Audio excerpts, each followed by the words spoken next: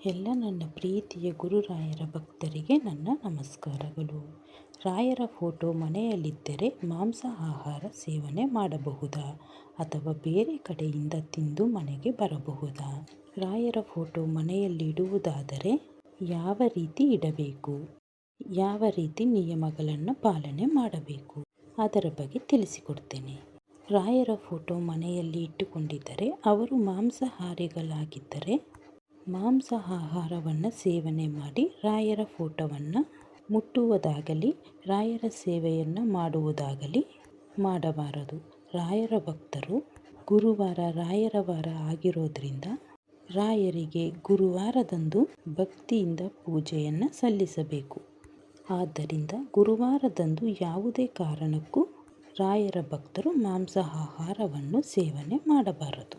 ಗುರುವಾರದ ದಿನ ಬಿಟ್ಟು ಬೇರೆ ದಿನದಲ್ಲಿ ಮಾಂಸವನ್ನು ಮನೆಗೆ ತರುವ ಮುನ್ನ, ತಿನ್ನುವ ಮುನ್ನ ಮೊದಲು ದೇವರ ಮನೆಯ ಬಾಗಿಲನ್ನು ಮುಚ್ಚಿ ಆಮೇಲೆ ಮಾಡಬೇಕು. ಮಾಂಸ ಆಹಾರವನ್ನು ಸೇವನೆ ಮಾಡಿದ ಮಾರನೇ ದಿನ ಮನೆಯೆಲ್ಲ ಶುದ್ಧ ಮಾಡಿ, ತಲೆ ಸ್ನಾನ ಮಾಡಿ, ದೇವರ ಮನೆಯನ್ನು ಶುದ್ಧ ಮಾಡಿ, ಮನೆಯ ಎಲ್ಲ ಕಡೆಯೂ ಗಂಜಲವನ್ನು ಪ್ರೋಕ್ಷಣೆ ಮಾಡಿ ನಂತರ ಪೂಜೆಯನ್ನು ಮಾಡಬೇಕು. ಮನೆಯಲ್ಲಿ ದೇವರ ಮನೆ ಇಲ್ಲ ಅಂದರೆ ನಮ್ಮ ಮನೆ ಚಿಕ್ಕದು, ಅಡಿಗೆ ಮನೆಯಲ್ಲೇ ನಾವು ದೇವರ ಫೋಟೋನ ಇಟ್ಕೋಬೇಕು ಅಂದರೆ ಯಾವುದೇ ಕಾರಣಕ್ಕೂ ರಾಯರ ಫೋಟೋ ಇಡಬಾರದು. ಏಕೆಂದರೆ ಎಲ್ಲ ರೀತಿಯ ಅಡಿಗೆಗಳನ್ನು ಅಡಿಗೆ ಮನೆಯಲ್ಲೇ ಮಾಡೋದರಿಂದ ಅಡಿಗೆ ಮನೆಯಲ್ಲಿ ರಾಯರ ಫೋಟೋ ಇಟ್ಟರೆ ಅದು ಮೈಲಿಗೆ ಆಗುತ್ತದೆ. ರಾಯರು ಮಡಿವಂತಿಕೆ ದೈವ, ಆದ್ದರಿಂದ ಹಾಗೆಲ್ಲ ಮಾಡುವುದು ಸರಿಯಲ್ಲ. ಮನೆ ಚಿಕ್ಕದಾಗಿ ಇದೆ ಅನ್ನೋರು ಮರದಲ್ಲಿ ಚಿಕ್ಕದಾಗಿ ಒಂದು ದೇವರ ಮನೆಯನ್ನು ಕಟ್ಟಿಸಿ ಅದರಲ್ಲಿ ಚಿಕ್ಕದಾಗಿ ರಾಯರ ಫೋಟೋವನ್ನಿಟ್ಟು ನೀವು ಪೂಜೆಯನ್ನು ಮಾಡಬಹುದು. ರಾಯರ ವಿಗ್ರಹವನ್ನು ಇಡುವುದಾದರೆ ಮುಷ್ಟಿಯ ಒಳಗೆ ಇರಲಿ. ಮುಷ್ಟಿಯನ್ನು ಮೀರಿದ ವಿಗ್ರಹವನ್ನು ಮನೆಯಲ್ಲಿ ಇಡಬಾರದು. ರಾಯರಿಗೆ ಇಷ್ಟವಾದಂತಹ ತುಳಸಿಯನ್ನು ಒಂದು ದಳ ಇಟ್ಟು ಪೂಜೆ ಮಾಡಿದರೂ, ಭಕ್ತಿಯಿಂದ ರಾಯರ ನಾಮವನ್ನು ಹೇಳಿದರೂ ಅಂತಹ ಭಕ್ತಿಗೆ ರಾಯರು ಒಲಿತಾರೆ. ಅಂಥವರ ಮನೆಯಲ್ಲಿ ರಾಯರು ನೆಲೆಸುತ್ತಾರೆ. ರಾಯರ ಫೋಟೋ ಮನೆಯಲ್ಲಿಟ್ಟಾಗ ಅದಕ್ಕೊಂದು ಸ್ಥಾನಮಾನವನ್ನು ಕೊಟ್ಟು ಸೇವೆ ಸಲ್ಲಿಸಬೇಕು.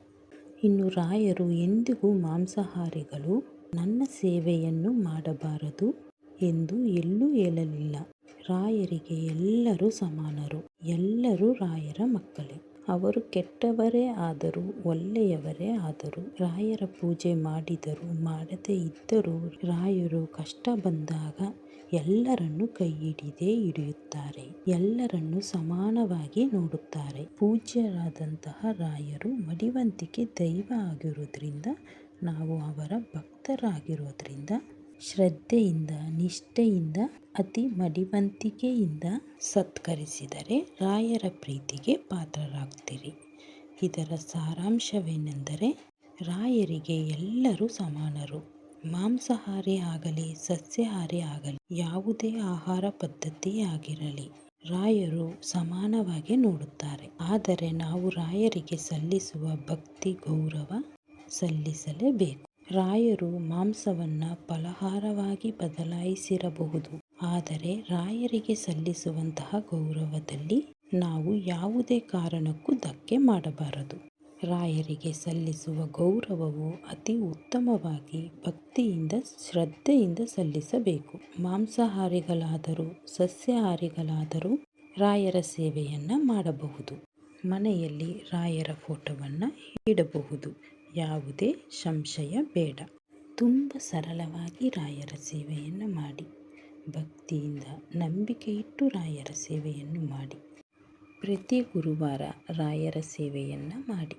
ರಾಯರಿಗೆ ಸ್ವಲ್ಪ ತುಳಸಿಯನ್ನು ಅರ್ಪಿಸಿ, ಹಾಲು, ಬಾಳೆಹಣ್ಣು, ಕಲ್ಲು ಸಕ್ಕರೆಯನ್ನು ಅರ್ಪಿಸಿ ರಾಯರ ಹತ್ರ ನಿಮ್ಮ ಕಷ್ಟಗಳನ್ನು ಕೇಳ್ಕೊಳ್ಳಿ. ಖಂಡಿತವಾಗಲೂ ರಾಯರು ನೆರವೇರಿಸಿ ಕೊಡ್ತಾರೆ. ಸಾಧ್ಯವಾದರೆ ರಾಯರ ಮಠಕ್ಕೆ ಹೋಗಿ ಬನ್ನಿ, ತುಂಬಾ ಒಳ್ಳೆಯದು. ಪೂಜ್ಯಾಯ ರಾಘವೇಂದ್ರಾಯ ಸತ್ಯಧರ್ಮ ರಥಾಯ ಚ ಭಜತಾಂ ಕಲ್ಪವೃಕ್ಷಾಯ ನಮತಾಂ ಕಾಮಧೇನವೇ. ಆ ರಾಯರ ಆಶೀರ್ವಾದ ಸದಾ ನಿಮ್ಮ ಮೇಲೆ ಇರಲಿ. ಎಲ್ಲರಿಗೂ ನಮಸ್ಕಾರ.